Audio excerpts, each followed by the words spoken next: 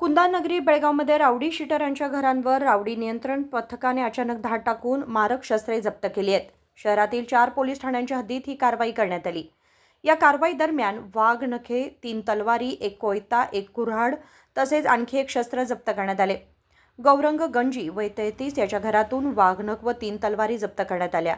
श्रीधर गेंजी याच्या घरातून 1 कुऱ्हाड, श्रवण शिरवकर याच्या घरातून 1 कोयता तर हसनसाब मुल्ला याच्या घरातून 1 तलवार जप्त करण्यात आली.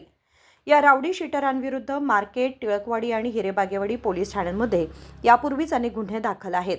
आरोपींविरुद्ध भारतीय शस्त्र कायदा 1959 अंतर्गत गुन्हा नोंदवण्यात आलाय. अटक करण्यात आलेल्या आरोपींना पोलिसांनी ताब्यात घेऊन नंतर ठाणे जामिनावर मुक्त करण्यात आले आहे. ಹೊಸ ಆ್ಯಂಟಿ ರೌಡಿ ಸ್ಕ್ವಾಡ್ ರಚನೆ ಮಾಡಲಿಕ್ಕೆ ನಮಗೆ ನಮ್ಮ ಚೀಫ್ ಆಫೀಸಿಂದ ಆದೇಶ ಬಂದಿತ್ತು. ಅದರ ಪ್ರಕಾರ ಪ್ರತಿಯೊಂದು ಸ್ಟೇಷನ್ನಲ್ಲಿ PSI ಲಾ ಆ್ಯಂಡ್ ಆರ್ಡರ್ ಮತ್ತು ಸಿಬ್ಬಂದಿ ಸೇರಿಕೊಂಡು ಒಂದು ಆ್ಯಂಟಿ ರೌಡಿ ಸ್ಕ್ವಾಡ್ ರಚನೆ ಮಾಡಲಾಗಿದೆ. ಒಂದು ವಾರ ಮುಂಚೆ ಒಂದೇ ದಿನ ನಮ್ಮದು ಪ್ರತಿಯೊಂದು ಸ್ಟೇಷನ್ ಲಿಮಿಟ್ನಲ್ಲಿ ಯಾರ್ಯಾರು ರೌಡಿ ಇದ್ದಾರೆ ನಮ್ಮ DCP ಲಾ ಆ್ಯಂಡ್ ಆರ್ಡರ್ ನೇತೃತ್ವದಲ್ಲಿ ಇನ್ಸ್ಪೆಕ್ಟರ್ಗಳು PSIಗಳು ಎಲ್ಲ ಚೆಕಿಂಗ್ ಮಾಡಿದ್ದಾರೆ. ಒಂದೇ ದಿನದಲ್ಲಿ ನಾವು 5 ಆರ್ಮ್ಸ್ ಆ್ಯಕ್ಟ್ದು ಕೇಸಸ್ ಮಾಡಿದ್ದೀವಿ. ಯಾರ ಮನೆಗೆ ನಾವು ಸರ್ಚ್ ಮಾಡಿದ್ದೀವಿ ಅವರು ಏನು ನಾರ್ಮಲ್ ಸಿಟಿಜನ್ಸ್ ಇರಲಿಲ್ಲ. ಆ ಎಲ್ಲ ರೌಡಿಗಳು ಇದ್ದರು, ಆ್ಯಕ್ಟಿವ್ ರೌಡಿಗಳು ಇದ್ದರು. ಅವ್ರ ಮೇಲೆ ಇತ್ತೀಚೆಗೆ ಕೇಸ್ ಆಗಿದ್ದವರು ಇದ್ದರು. ಉದ್ದೇಶ ಏನಿದೆ ಅಂದರೆ ಆ್ಯಂಟಿ ರೌಡಿ ಸ್ಕ್ವಾಡ್ದು ಈ ರೌಡಿಗಳ ಮೇಲೆ ನಿಗಾ ವಹಿಸಬೇಕು. ಅವರಿಗೆ ಒಂದು ನೆನಪು ಇರಬೇಕು ಕಿ ಪೊಲೀಸ್ ಅವರಿಗೆ ನೋಡ್ಕೋತಾ ಇದ್ದಾರೆ, ವಾಚ್ ಮಾಡ್ತಾಯಿದ್ದಾರೆ ಅವರಿಗೆ. ಮತ್ತು 5 ಅದರಲ್ಲಿ ಒಂದು ಮೋಟರ್ ಸೈಕಲ್ ಒಳಗಡೆ ಒಂದು ಸೈಕಲ್ದು ಚೇನ್, ಒಂದು ಚಾಕು, ತಲ್ವಾರ್ ಏನೇನು ಸಿಕ್ಕಿದೆ, ಅದು ಹುಲಿ ಉಂಗುರು ಕೂಡ ಸಿಕ್ಕಿದೆ. ಸೊ ಬರೋ ದಿನಗಳಲ್ಲಿ ಕೂಡ ಈ ಚಟುವಟಿಕೆ ಜಾರು ಇರುತ್ತೆ. ಯಾವುದೇ ರೌಡಿಗೆ ನಾವು ಇಲ್ಲಿ ದಹಶತ್ ಮಾಡೋಕ್ಕೆ ಅವಕಾಶ ಬಿಡುವುದಿಲ್ಲ.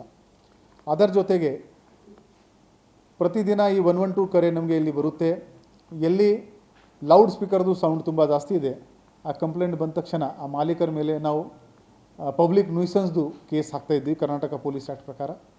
ಇನ್ನೊಂದು, ಪಬ್ಲಿಕ್ ಪ್ಲೇಸ್ನಲ್ಲಿ ಯಾರು ಕುಡಿತಾ ಇದ್ದಾರೆ, ಅಲ್ಲಿ ಕಾರಿನಲ್ಲಿ ಕುಡಿಯೋದು, ಹೈವೇ ಮೇಲೆ ಕುಡಿಯೋದು, ಬಾರ್ ಎದುರುಗಡೆ ಕೂತ್ಕೊಂಡು ಗ್ರೌಂಡ್ನಲ್ಲಿ ಕುಡಿಯೋದು, ಆ ಥರ 70 ಕೇಸಸ್ ಈ ಹೋದ 2 ತಿಂಗಳಲ್ಲಿ ನಾವು 70 ಕೇಸಸ್ ಇಲ್ಲಿವರೆಗೆ ಮಾಡಿದ್ದೀವಿ. ಬರೋ ದಿನಗಳಲ್ಲಿ ಕೂಡ ಹೆಚ್ಚಿನ ಪ್ರಮಾಣದಲ್ಲಿ ಆ ಕೇಸಸ್ ಮಾಡ್ತೀವಿ. ಸೊ ಒಟ್ಟಾರೆ ಒಂದು ಸಿವಿಕ್ ಸೆನ್ಸ್ ಎಲ್ಲರಿಗೆ ಇರಬೇಕು.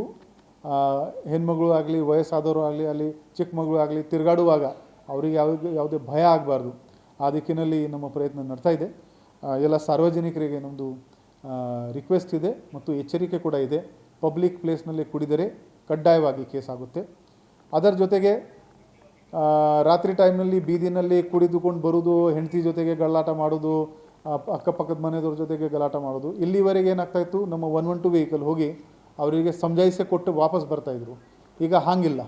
ಆ ದಿನ ಅವರು ವಿಡಿಯೋ ರೆಕಾರ್ಡಿಂಗ್ ಮಾಡ್ಕೋತಾರೆ, ಒಂದು ಫೋಟೋ ತೊಗೋತಾರೆ, ನೆಕ್ಸ್ಟ್ ಡೇ ಬರೆದುಕೊಂಡು ಅವ್ರ ಮೇಲೆ ಪಬ್ಲಿಕ್ ನ್ಯೂಸೆನ್ಸ್ ಕೇಸ್ ಹಾಕ್ಕೊಂಡು ಅವರಿಗೆ PT ಚಾರ್ಜ್ ಶೀಟ್ ತೊಗೊಂಡು ಕೋರ್ಟಲ್ಲಿ ಹಾಜರು ಮಾಡ್ತಾಯಿದ್ದಾರೆ.